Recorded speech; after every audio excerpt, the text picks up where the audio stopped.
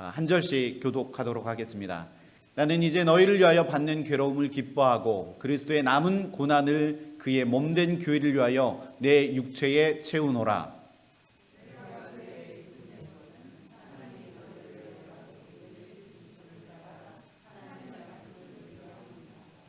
이 비밀은 만세와 만대로부터 감추어졌던 것인데 이제는 그의 성도들에게 나타났고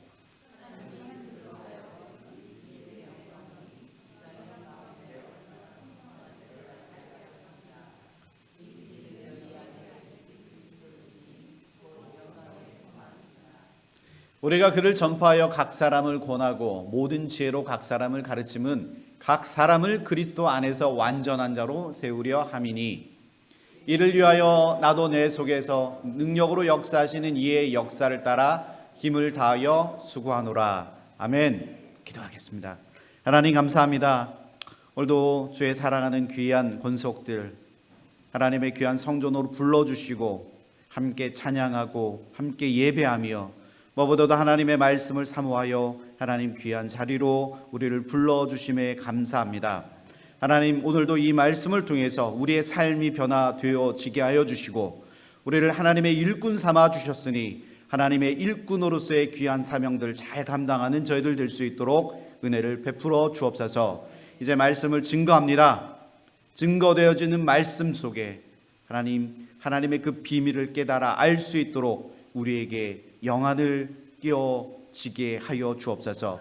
눈을 들어 더욱더 주님을 바라보고 눈을 들어 더욱더 주님을 예배하는 저희들 다 되어줄 수 있도록 주님께서 인도하여 주옵소서. 사랑이 많으신 예수님의 이름으로 감사하며 기도합니다. 아멘. 할렐루야. 우리 옆에 분들하고 함께 인사 나누면 좋겠습니다. 할렐루야. 샬롬. 샬롬. 네, 뒤에도 계십니다. 네, 오늘도 기쁜 마음으로 교회에 나오신 줄 믿습니다. 아멘. 우리 다시 한번 옆에 분 바라보시고요. 우리 은혜 받읍시다. 함께. 네. 제가 찬양할 때 일어나라고 하시니까 다들 얼굴 표정이 조금 이제 당황하신 것처럼 느껴지시고 얼굴 표정이 아직 다 이렇게 환한 미소로 바뀌지 않은 것 같아서 우리 서로 보고 더 함께 미소를 좀 나눴으면 좋겠습니다. 아멘. 네, 너무 감사하고요. 이제 드디어 8월이 됐습니다. 제가 광고를 안 했습니까? 네, 제가 순서를 많이 까먹었네요. 오늘 세수왕교회에 나오신 여러분을 진심으로 환영합니다. 혹시 새로 오셨다면 그분도 예수님의 이름으로 축복하고 환영합니다. 오늘부터 이제 8월 1일 오늘부터 이제 대면 예배로 이제 전환했습니다. 이제 방송을 보고 계시는 분들도 이제 집에서 예배를 드리시지 마시고 이제 나오셔서 함께 현장에서 생생하게 찬양도 그리고 말씀도 하나 되어서 하나님을 예배하기를 소망합니다. 행여나 몸이 아프셔서 나오시지 못한다면 충분히 이해합니다. 그렇지만 몸이 건강하시다면 두 발로 하나님 앞에 하나님의 면전 앞에 찾아 나오셔서 예배하는 모든 성도들 되시길 주님의 이름으로 소망합니다. 임시재직회가 8월 8일 다음 주에 있습니다. 꼭 예배 후에 모두들 참석해 주시기를 소원합니다. 예, 아까도 말씀드렸지만 이제 8월이 됐습니다. 이제 지나간 달이기에 7월 한 달이 이제 지나갔고 그리고 1년도 이제 절반 이상이 지나갔습니다. 지난 한 달 동안 기쁜 일이 있었다면 그 기쁜 일들이 계속 앞으로도 계속 이어지기를 소망합니다. 그러나 살면서 어디 좋은 일만 있겠습니까? 영이나 슬프고 어려운 일 그리고 감당하기에 마음에 슬픈 일들이 있었다면 그 모든 것은 주님 앞에 다 벗어버리고 이제 새로운 한 달 동안 그리고 앞으로 우리에게 주어질 하루하루의 삶 가운데 하나님께서 우리를 선하게 이끌어 가시도록 주님 앞에 그 모든 어려움들을 다 주님 앞에 벗어버리기를 소원합니다. 오늘의 말씀의 제목은 내가 교회의 일꾼 된 것은 이라는 제목으로 말씀을 이제 전하려고 합니다. 저는 집에서 이제 물론 저희 아내가 아이들을 시킬 때도 있지만 저는 이제 제가 아들을 주로 이제 시킵니다. 저는 아들을 시킬 때면 종종 깜짝 놀라곤 합니다. 저도 살짝 윗배가 좀 이렇게 튀어나왔는데요. 저희 아들의 배를 보면 어쩜 저를 그렇게 똑같이 닮았는지 윗배가 이렇게 볼록 튀어나왔고요. 그리고 샤워를 시키다 보면 발과 발 모양을 이렇게 보고 있으면 정말 얘는 내 아들이구나라는 거를 너무나 이렇게 느낄 수가 있어서 가끔은 깜짝 놀라기도 합니다. 어린 시절 제가 찍었던 제 사진과 아들의 그 모습을 비교해 보면 얼마나 닮았는지 때로는 유전의 힘에 놀라곤 합니다. 어떻게 느끼시나요? 정말 닮았죠? 네, 그냥 지나가다가 봐도 쟤는 이 사람의 아들이구나라는 걸 느끼실 수 있을 겁니다. 그러나 생김새는 저와 닮았는지는 몰라도 성격은 저와 좀 다른 것 같습니다. 좀 예민한 부분도 있고 그리고 소리에 민감하고 그런 것을 보면 성격은 저보다는 아내를 닮은 것 같다는 이제 생각을 하는데요. 근데 아이가 이제 어렸을 때의 그런 모습과 이제 점점 커가는 모습들을 보면 제가 원하지 않고 바라지 않던 그런 성품이 어딘가 모르게 가끔 이렇게 불쑥 튀어나올 때도 있기도 하더라고요. 그래서 아들을 그리고 딸을 바라보면서 기도하기를 오직 하나님의 형상을 하나님의 성품을 닮아가는 아들 그리고 딸이 되기를 저는 날마다 그렇게 기도하고 있습니다. 감사하게도 아이들은 밥을 먹을 때도 잊지 않고 하나님 앞에 기도하고 그리고 누가 아프면 그 아픈 사람을 위해서 꼭 기도합니다. 지난주 토요일에 이제 저희 아내가 엄마가 음식을 이제 잘못 먹었는지 이제 오후 때부터 이제 점점 그러니까 한 번도 아내의 그런 뭘 먹고 체해서 이렇게 쓰러져 있는 모습을 한 번도 본 적이 없는데 지난주 토요일 날 너무나 힘들었던 나머지 이제 침대에 누워 있었는데 아이들이 엄마가 누워 있으니까 그 침대에 가지 못하고 문으로 빼꼼히 엄마가 어떻게 하고 있는지 보고 그리고선 아이들이 둘이 이제 식탁에 가서 손을 잡고 기도하더라고요. 하나님 우리 엄마 빨리 낫게 해주세요.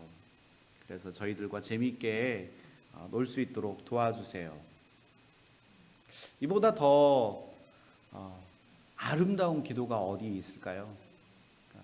엄마가 바로 일어나서 뭔가 더 근사한 어떤 미사 어구를 쓴다 할지라도 이보다 더 아름다운 기도는 없다고 생각합니다. 저는 이제 말씀을 준비하고 그 주일에 있을 예배를 준비하면서 그 소리를 이제 방문 너머로 이제 들려오는 그 아이들의 그 기도 소리와 그리고 저한테 찾아와서 아빠 우리가 엄마 위해서 기도했어 라고 이야기할 때 그 아이들을 안아주지 않고서는 제가 참을 수가 없더라고요. 너무 감사해서.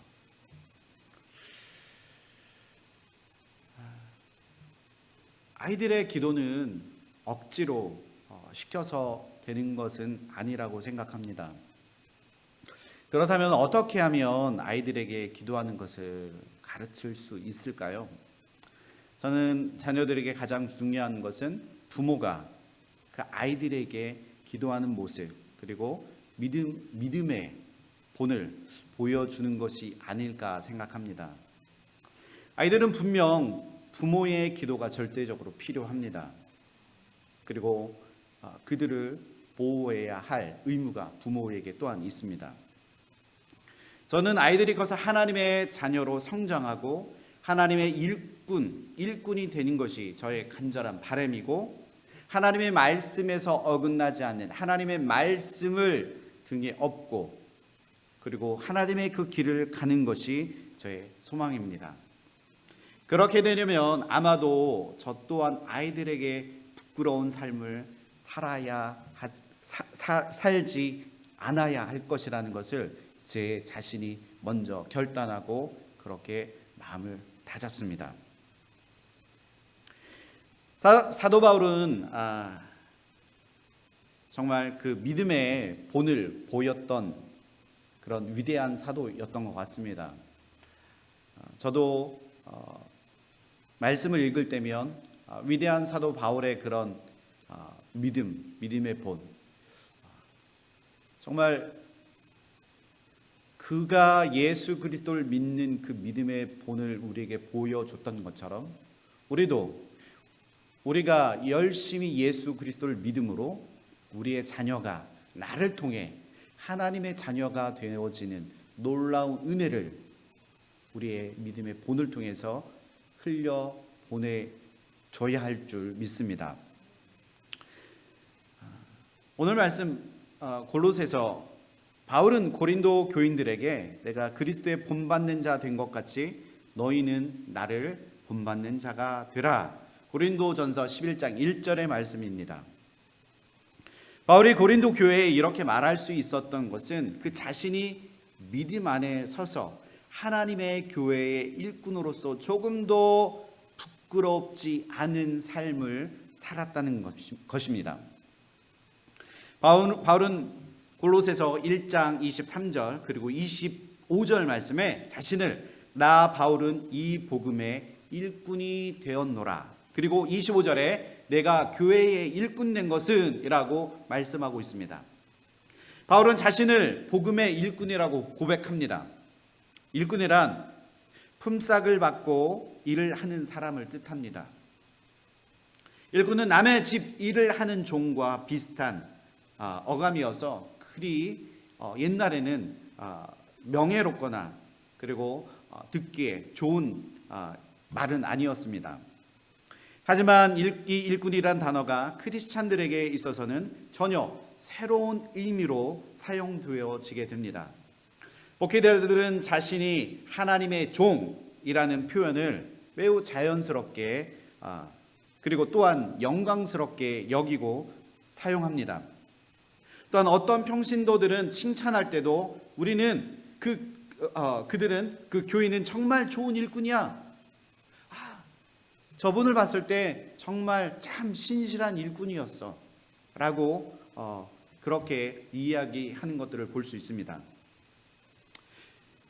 때로는 이 일꾼이란 단어를 불신자가 들었을 때는 어쩌면 상대방을 모욕하는 그런 것처럼 들릴 수도 있지만 우리 크리스찬들은 오히려 아주 좋은 뜻에서 늘 사용하고 있는 단어가 일꾼이라는 단어일 것입니다. 사도 바울 역시 이 일꾼이란 명칭을 자연스럽게 썼던 대표적인 인물입니다. 골로새서 1장 7절 말씀 우리 함께 한번 읽어보겠습니다. 시작.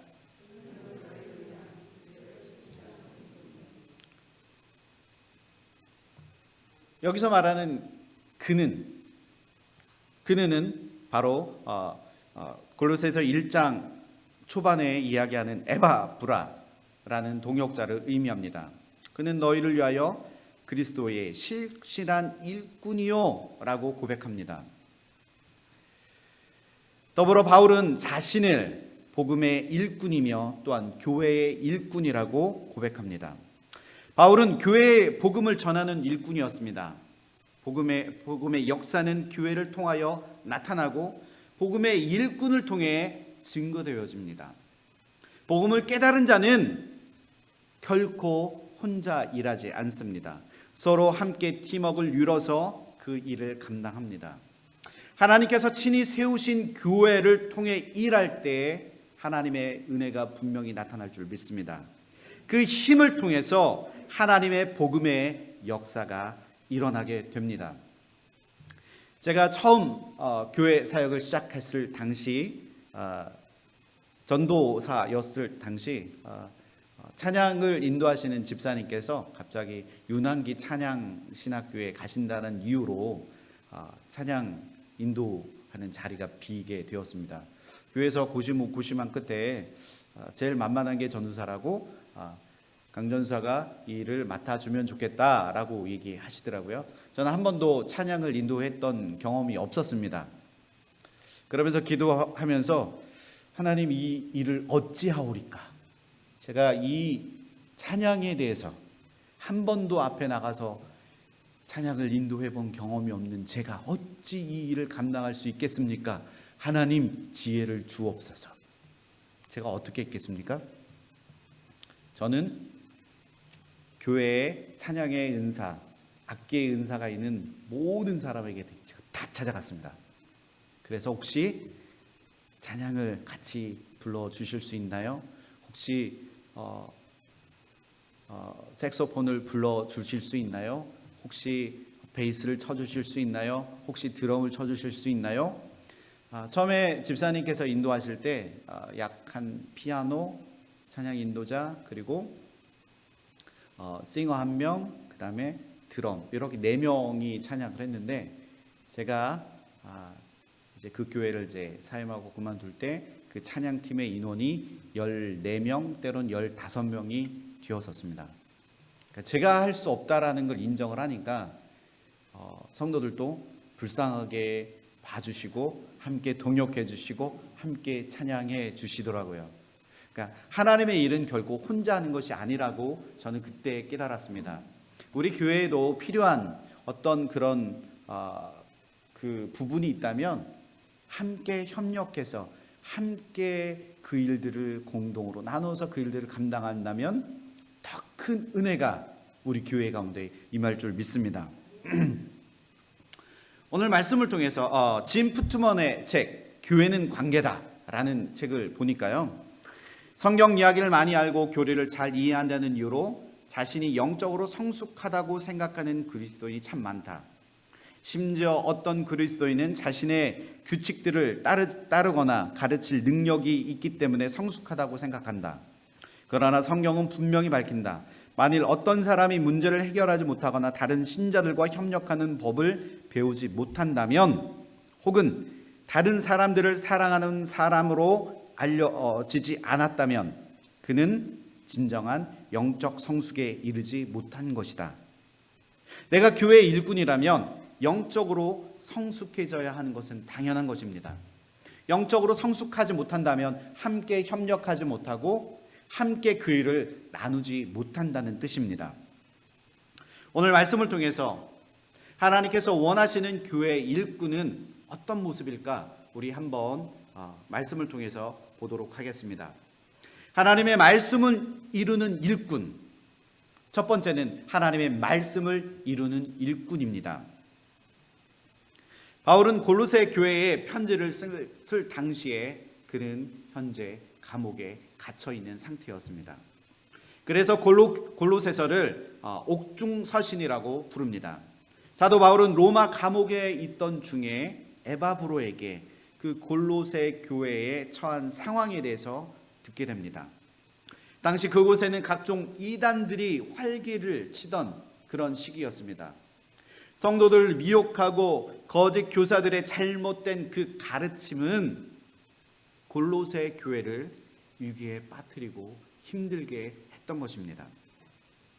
그래서 바울은 골로새 교회의 성도들에게 성숙한 성도의 모습을 가르쳐 주기 위해서 오늘 말씀을 기록했습니다. 골로새서 1장 7절 8절에 보면 그리스도의 그 신실한 일꾼 에바브로를 통해서 편지를 그들에게 골로새 교회에 보냅니다. 우리 골로새서 1장 7절 8절 한 목소리로 함께 읽어보겠습니다. 시작.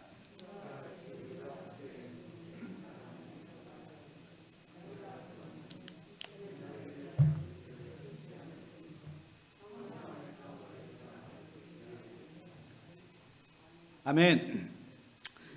바울은 예수님을 만나고 난 후에 그는 갖은 고난의 시간들을 겪었습니다. 더군다나 바울은 그 수없이 많은 고난 가운데 있었고, 또한 그는 현재 감옥에 수감된 상황이었습니다. 그러나 바울은 오히려 하나님의 뜻을 성취하기 위한 그 고난을 기뻐했습니다. 여러분들 이해가 가시나요? 감옥에 갇혀 있고 갖은 고난과 매를 맞고 죽을 위기에 수없이 많이 처해 있었음에도 불구하고 그의 삶 안에는 하나님을 기뻐하는 그 기쁨이 그 바울 안에 가득 찼다는 것입니다. 바울이 고난 가운데도 기뻐하며 복음을 증거할 수 있었던 그 비결은 무엇일까요? 그것은 그가 교회의 일꾼된 것을 최고의 영광으로 여겼기 때문입니다. 로마서 11장 13절 말씀, 내가 이방인인 너희에게 말하노라. 내가 이방인의 사도인 만큼 내 직분을 영광스럽게 여기노니. 여러분, 교회 일꾼된 것을 기뻐하십니까? 교회 일에 참여하여 하나님의 뜻의 성취를 위한 그 고난도 함께 받아가면서 일하는 것을 그 영광으로 여러분 생각하십니까? 고린도후서 12장 10절 말씀 함께 읽어보겠습니다. 시작. 그리스도를 위하여 약한 것들과 능욕과 궁핍과 박해와 곤고를 기뻐하노니 이는 내가 약한 그때의 강함이라. 아멘. 또한 바울은 그 고난이 오히려 주님을 의지할 힘이 됨을 고백하고 있습니다. 약할 때 강함 되시는 그 주님으로 인해 그 기쁨이 되고 복음을 전할 능력을 얻게 된다고 고린도 후서에 바울은 그렇게 고백합니다. 고난을 이겨낸 자들은 더욱 주님을 의지할 힘이 생겨나게 됩니다. 마치 뼈가 부러지고 나서 그 뼈가 붓고 나면 더 강하게 붙는다고 합니다. 우리의 고난이 이와 같이 믿음을 더 견고하게 하는 역할을 하게 됩니다. 골로새서 1장 24절, 나는 이제 너희를 위하여 받는 괴로움을 기뻐하고 그리스도의 남은 고난을 그의 몸된 교회를 위하여 내 육체에 채우노라. 바울이 기록한 1장 23절, 골로새서 1장 24절 말씀에 그리스도의 남은 고난, 이 구절은 상당히 난해한 구절 중에 하나입니다. 그리스도가 남긴 고난, 이것은 예수님이 겪으셨던 십자가에서의 고난이 부족했다는 것이 아닙니다. 예수님은 십자가에서 죽으심으로 이미 죄 사함을, 우리의 모든 죄를 다 사하시고 우리를 죄에서 구원하셨습니다. 이제 우리는 그 예수님을 믿기만 하면 100% 믿음으로 구원을 받습니다. 우리의 어떤 수고와 우리의 어떤 노력이 아니라 우리가 예수 그리스도를 믿기만 하면 우리를 죄에서 구원해 주신다는 겁니다. 그래서 주님은 십자가에서 다 이루셨다고 주님께서 십자가에 죽어가시면서 그렇게 말씀하십니다. 예수님은 십자가 대속의 죽음을 통해서 하나님 아버지의 모든 구원 계획을 완벽하게 이루신 것입니다. 그렇다면 왜 바울은 그리스도의 남은 고난이라고 그렇게 골로새서 1장 24절에 말씀하고 그렇게 표현하고 있을까요? 그리스도와 교회의 관계는 머리와 몸의 관계입니다. 교회는 그리스도의 몸이라고 말씀합니다. 주님의 몸이 고난을 받습니다. 고린도전서 12장 27절 말씀에 너희는 그리스도의 몸이요 지체의 각 부분이라. 주님께서 이 땅에 사시는 동안 세상은 그리스도를 미워하고 박해했습니다. 그러나 세상이 주를 박해할 수 없게 되자 그의 제자들을 또한 핍박하고 그들을 박해했습니다. 그리스도께서 피로 값주시고 사신 교회가 고난을 당하고 있습니다. 바울은 자신이 맞아야 할 매를 예수님께서 대신 맞아 주셨으므로 이제 주님의 몸인 교회가 맞을 매를 자신이 대신 맞아야겠다는 것입니다. 예수님께서는 요한복음 17장에 세상에 남겨질 교회를 위해서 이렇게 기도하십니다. 내가 그들을 위하여 비옵나니 내가 비옵는 것은 세상을 위함이 아니요 내게 주신 자들을 세상에 남겨진 교회와 성도들을 위함이니이다. 그들은 아버지의 것이로소이다. 나는 세상에 더 있지 아니하오나 그들은 세상에 있사옵고 나는 아버지께로 가옵나니 거룩하신 아버지여 내게 주신 아버지의 이름으로 그들을 보전하게 하사 우리와 같이 그들도 하나 되게 하옵소서. 예수님의 간절한 기도입니다. 마치 예수님은 세상에 남겨질 자식을 두고 먼저 떠나는 그 부모의 마음을 대신하여 하나님께 하나님 앞에 간절히 부르짖고 계십니다. 주님은 이 땅에 남겨진 자들을 위하여 교회가 앞으로 당할 그 고통과 고난 속에 대해서 아버지와 아들 예수 그리스도가 하나가 되셨던 것처럼 교회와 성도들이 하나가 되기를 간절히 원하고 계신다는 것입니다. 우리 안에 흩어져 있던 마음들이 있다면 예수님께서 그렇게 기도하셨던 것처럼 우리의 마음을 하나로 모아 하나님이 원하시는 그 길로 우리가 나가야 할 줄 믿습니다. 이것이 바로 예수님이 세상에 남겨질 교회와 성도들을 위해 그렇게 원하시고 바라시던 예수님의 그 꿈이신 것입니다. 바울은 그의 몸된 교회를 위해서 고난을 당했습니다. 바울은 교회를 위하여 기꺼이 고난 당하고자 했습니다. 왜냐하면 그는 자신을 교회의 일꾼으로 여겼기 때문입니다. 하나님께서는 그에게 복음을 전파하는 사명을 주셨고 고난은 그 사명 가운데 포함되어 있습니다. 교회의 일꾼이 되면 감당해야 하는 고난들이 있습니다. 하나님이 원하시는 교회와 일꾼된 성도들을 위하여 기꺼이 그 고난을 감당하겠다는 바울의 고백인 것입니다. 2018년 팀켈러 목사님께서 한국에 이제 방문하셔서 한국 목회자 평신도 컨퍼런스에서 고난에 대해서 이렇게 말씀하셨습니다. 신앙생활을 잘하면 하나님께서 절대 고난을 허락하시지 않는다, 형통할 것이다 라고 말하는 번영식 신학은 얄팍하고 미성숙한 기독교라고 지적했습니다. 그는 요셉에게 일어난 일은 악이었으나 그 모든 것을 통해 하나님은 선을 이루셨다면서 기독교는 고난과 아픔이 올 때 여러분이 이를 정직하게 직면하면 이것을 극복할 수 있는 힘들을 제공한다라고 그는 이 컨퍼런스에서 말씀했습니다. 지금 우리 앞에 고난과 아픔이 있습니까?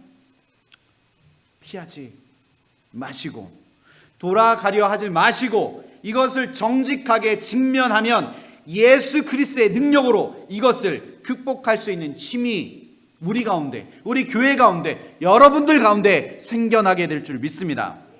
이 땅에서 크리스찬으로 살아가다 보면 수없이 많은 고난들이 우리에게 찾아옵니다. 또한 교회를 섬기고 신앙생활을 하다 보면 교회에 직면한 많은 문제들이 성도 개인에게 또한 교회 공동체 안에 힘들게 다가올 때가 분명히 있다는 것입니다. 이런 상황 앞에 놓여 있을 때 그냥 여러분들 이 상황 앞에 나는 할 수 없어. 에이, 다 포기하지 뭐. 그냥 이렇게 여러분들 포기하시겠습니까? 아니면 예수 그리스도의 능력으로 일어나서 그 강력을 사단의 그 괴계 가운데 그 강력을 여러분들 파하시겠습니까? 그렇다면 나는 이것을 어떻게 극복하시겠습니까? 이 고난을 극복한다면, 이 고난을 이겨낸다면 여러분들은 주님의 참된 일꾼이 되어지실 줄 믿습니다. 바울은 예수 그리스도의 몸된 교회를 위해서 참된 일꾼이 필요하다고 말씀합니다. 바울은 자신이 먼저 그 참 일꾼이 되었다고 고백합니다. 그래서 그 직분을 감당하기 위해서 자신은 어떠한 고난도 두려워하지 않고 오히려 기뻐하며 하나님의 일을 이루어 가고 있음을 25장에 그렇게 말씀하고 있습니다. 고난 가운데 기뻐할 수 있는 힘은 주님이 우리의 힘이 되시기 때문입니다. 믿으십니까? 여러분, 힘들고 어려울 때 혼자 하나님과 독대하며 그 문제를 해결해 가시는 것도 필요하지만 어떤 어려운 문제가 있을 때 그 문제를 교회 공동체 앞에 내어놓고 그 문제를 함께 기도하며 그것을 이겨내도록 함께 교회 공동체에 그것을 이야기하는 것도 너무나 필요합니다. 또한 교회 목회자는 먼저 바울의 교회 일꾼이 되었던 것처럼 목회자도 먼저 교회 일꾼이 되어 스스로 먼저 자복하고 회개하며 주님 앞에 나가야 할 줄 믿습니다. 더불어 교회의 모든 성도들 또한 자신이 갖고 있던 모든 잘못된 생각과 잘못된 마음들, 그 모든 것을 다 내려놓고 주님 앞에 철저하게 회개할 때 하나님께서는 그 교회의 공동체를 다시 일으켜 세워 주실 줄 믿습니다. 바울은 하나님의 교회의 참 일꾼이 되었습니다. 그에게는 목표가 있습니다. 목표가 있습니다. 25절 우리 한 목소리로 함께 읽어보겠습니다. 시작.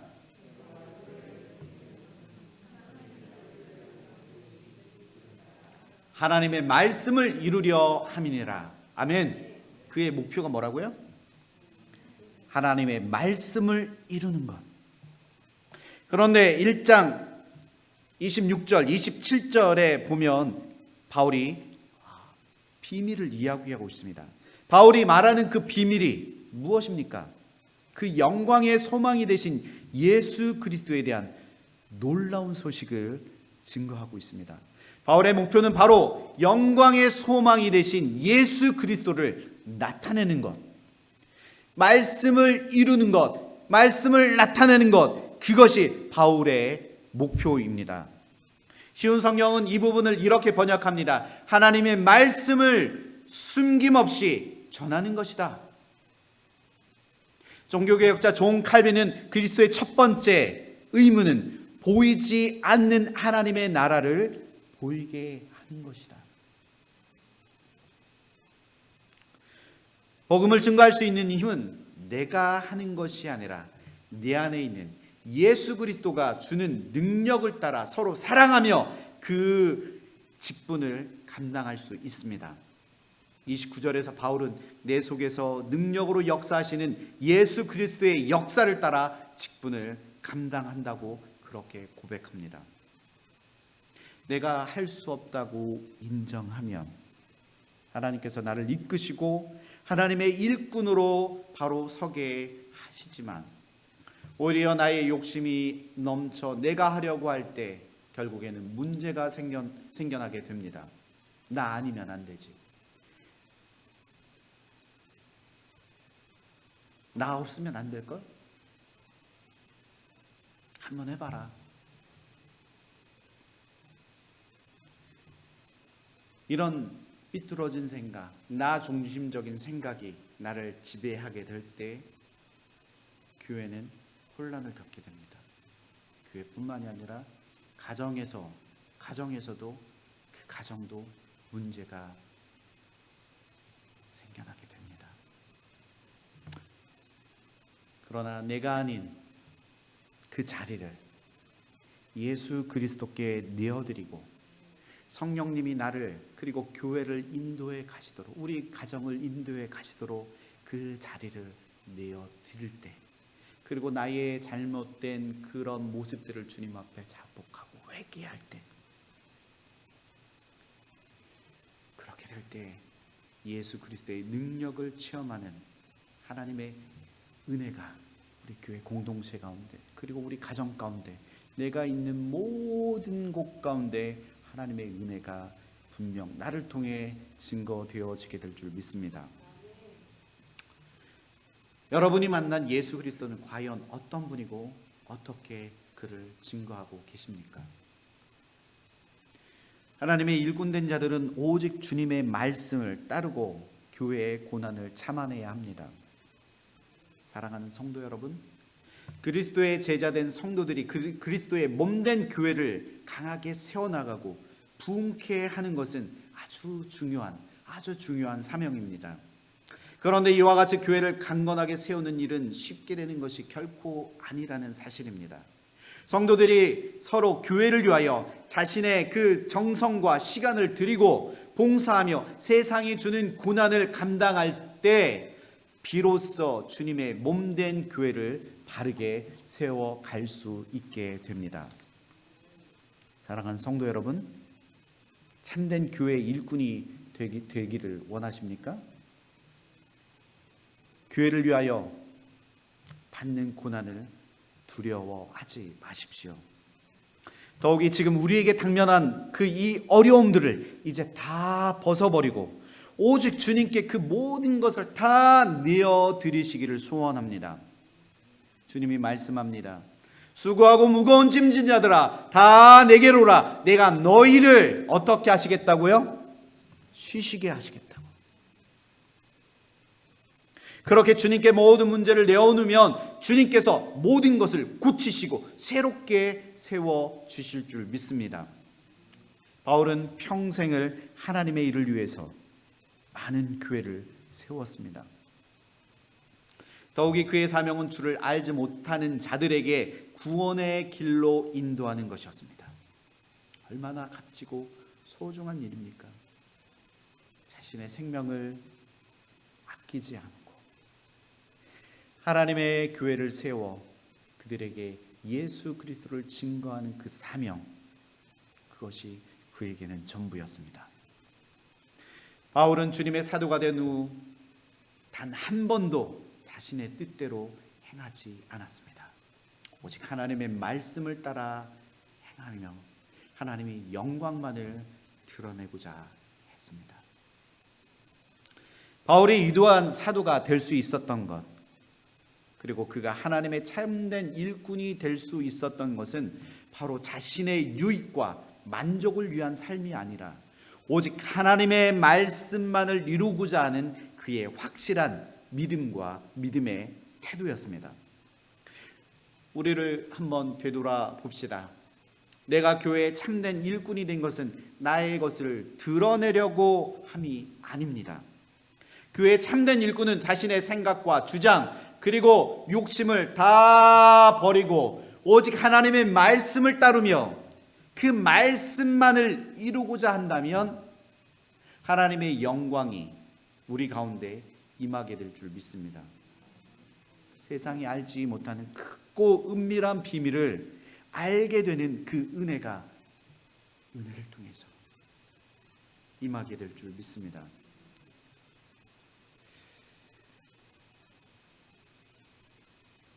사랑하는 성도 여러분, 시대는 점점 악해지고 있습니다. 믿는 자들이 점점 줄어가고 있습니다. 또한 교회는 세상으로부터 핍박을 받고 있습니다. 이거는 저 먼 사도 시대에 일어난 교회의 핍박의 문제가 아니라 지금 오늘날 우리에게 직면한 교회의 문제인 것입니다. 하지만 오히려 지금 이 죽어가는 영혼들을 위하여 기도하고 그들에게 복음을 증거해야 할 때가 아닌가 생각합니다. 복음의 씨를 심어 이제 우리는 세상에 뿌려진 죽어가는 그 영혼들을 구원해야 할 그 때입니다. 바로 지금 교회가 일어나야 할 때입니다. 하지만 추수할 것은 많지만 일꾼이 적으니라고 말씀하신 예수님의 말씀을 바로 오늘 우리들에게 주시는 그 말씀이라는 것입니다. 우리가 그리스도의 참된 일꾼이 되어 세상을 넉넉히 이겨내고 주 안에서 한몸된 성도와 그리스도의 몸된 교회를 위해서 기쁘게 감당하는 저와 여러분들, 하나님의 참된 일꾼들이 다 되어주시길 예수님의 이름으로 소망합니다. 우리 함께 기도하시는데요.